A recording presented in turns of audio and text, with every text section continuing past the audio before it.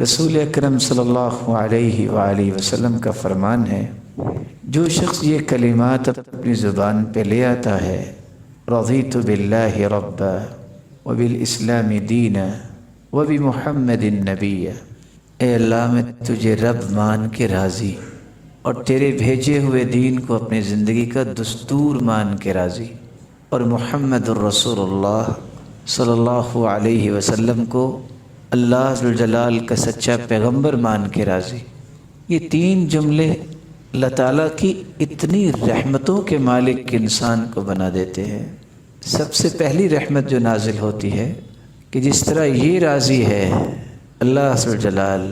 صبح اور شام تین مرتبہ پڑھنے والے کے لیے اپنے پیغمبر کی سفارش کو اور شفاعت کو اس کے حق میں قبول فرمائیں گے۔ حدیث کے الفاظ ہیں، جو 3 مرتبہ پڑھ لیتا ہے اللہ اس کی زندگی کے گناہوں کو معاف کر دیتے۔ اور اس سے خوبصورت بات رسول اللہ صلی اللہ علیہ وسلم نے یہ فرمائی کہ اگر دنیا میں کوئی یہ الفاظ بول کے یہ بھی کہہ دے وَبِالْقُرْآنِ حَكَمًا، میں قرآن کو اپنا حاکم مانتا ہوں، اور صرف حاکم ہی نہیں، میں قرآن کو اپنا عادل بھی مانتا ہوں،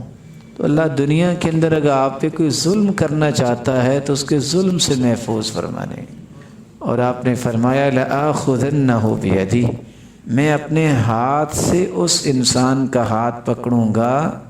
اور اسے خود جنت میں داخل کروں گا۔ جس طرح یہ کہنے والا اللہ سے راضی ہے، اللہ ذوالجلال نے یہ حق لکھ دیا ہے کہ اللہ بھی اسے راضی کرے گا۔ تو میرے بھائی، یہ بہت بڑا خزانہ ہے، اس کو کبھی اپنے آپ سے دور نہ کیجیے۔